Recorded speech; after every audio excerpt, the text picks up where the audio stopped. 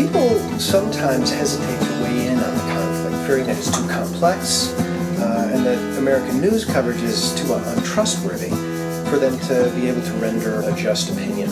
You support their humility and skepticism, yet at the same time, you think that we can and that perhaps we must take a position. Talk us through that, if you would. Let me start by saying I come from a family that was devastated by the Holocaust. And nevertheless, when I heard about Israel-Palestine, had that, oh my God, it's too complicated reaction. I went to a talk at BC, I got intrigued, I started reading, I started going there, I wrote a course, I take students every year, and now I've written a book to walk us through precisely that difficulty. You argue that people can't learn history one fact at a time, that we need a framework to hang this around, if you will. What would a human rights framework, which is one of the unique things I think that you're suggesting here, bring to this conversation? How would it yield maybe a different perspective than the one we typically view this conflict through? I think it faces the future better. I think a lot of the conventional frameworks look back over their shoulder at the past. They're arguing about who got here first, who gets which quarter of an acre.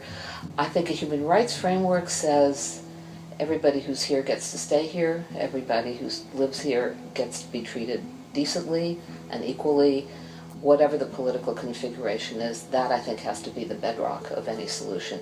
Nobody gets pushed into the sea, but everybody has to be treated right. History is full of seemingly intractable conflicts and problems. This would seem to be one of them. Yet, many of those conflicts are, in the end, settled in some way, hopefully justly. What shift in perspective might help this problem get settled, do you think? Well, again, if we talked about human rights, everybody who's here gets to stay here. Now, how do we make this work? Rather than, in the 13th century this happened, and in the 18th century that happened.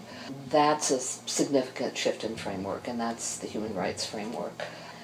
But unlike many of those other conflicts, there is also a really good reason to be optimistic. These are two populations, Israelis and Palestinians, who are actually, if you could silence the politicians, very compatible. They both are ferociously interested in education. Palestinians have the highest college enrollment, the highest per capita PhDs of any Arab population. They're both very entrepreneurial. So when you think about all the trouble in the Middle East, ISIS, Syria, Iraq, to have a place in the middle of that is prosperous and educated would really minimize those other conflicts, I think, would give people an alternative vision of what the future might be.